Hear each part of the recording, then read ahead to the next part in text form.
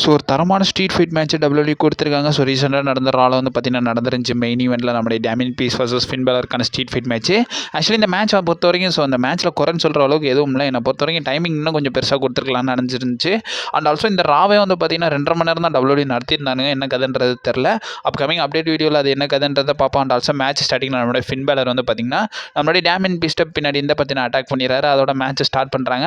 அதுக்கப்புறமா ஆவரேஜாக போகுது. ஸோ ஆடியன்ஸ் மத்தியில் வந்து பார்த்தீங்கன்னா ஃபைட் பண்ணிக்கிட்டே போகிறாங்க. அங்கேருந்து பார்த்தீங்கன்னா ஒரு ஸ்டேஜ்லேருந்து வந்து பார்த்தீங்கன்னா ஒரு வந்து பார்த்தீங்கன்னா அட்டன் பண்ணுவாங்க பாருங்கள். ஸோ அதெல்லாம் வந்து பார்த்தீங்கன்னா பயங்கரமாகவே இருந்துச்சு. அந்த இடத்துல வந்து பார்த்தீங்கன்னா கமர்ஷியல் பிரேக் போட்டுறானுங்க. அதுக்கப்புறமா வந்து பார்த்தீங்கன்னா எடுத்து பார்க்கும்போது நம்மளுடைய ஃபின் பேலர் ஸ்ட்ரெச்சரில் வச்சு எடுத்துகிட்டு போகிற மாதிரி காட்டியிருந்தாங்க. ஒருவேளை உண்மையான இன்ஜுரியாக இருக்குமோன்ற மாதிரி வந்து பார்த்துக்கிட்டு இருக்கும்போது ஸோ நம்ம டேமியன் பீஸ்ட் வந்து பார்த்தீங்கன்னா ரிங்கில் இருந்து நீ என்னடா நடிச்சிக்கிட்டு இருக்கன்ற மாதிரி வந்து பார்த்தீங்கன்னா அந்த ஸ்ட்ரெச்சர்லேருந்தே வந்து பார்த்தீங்கன்னா அடிப்பார். ஸ்ட்ரெச்சரை ரிமூவ் பண்ணதுக்கப்புறமா அப்புறம் அந்த ரிங்காண்ட தள்ளி விடும்போதே தெரிஞ்சு போச்சு. ஸோ இது சும்மா இதுக்காக தான் பண்ணியிருக்காங்கன்றத.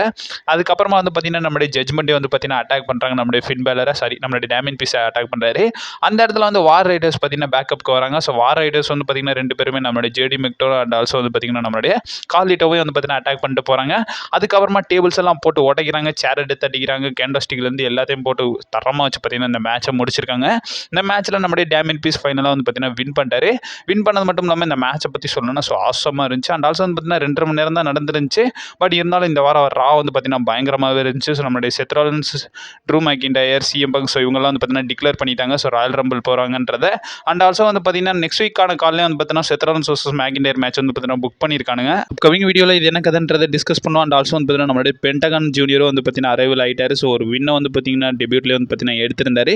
இதை பற்றி உங்கள் ஒப்பீனியன் என்னன்றதை மறக்காம கமெண்ட் பாக்ஸில் மென்ஷன் பண்ணிவிடுங்க. ஸோ அப்கமிங் வீடியோ வந்துகிட்டே இருக்கும். நீங்கள் மறக்காம நம்ம சேனல் ஸ்டே பண்ணி ஆல்சோ ஹாப்பி பொங்கலுங்க. ஸோ பொங்கலை நல்லா செலிப்ரேட் பண்ணுங்கள். அண்ட் ஆல்சோ சேஃப் அண்ட் சீக்கிரம் செலிப்ரேட் பண்ணுங்கள். எல்லா விஷயம் பண்டிகைக்கும் சொல்கிறது தான். And also stay safe.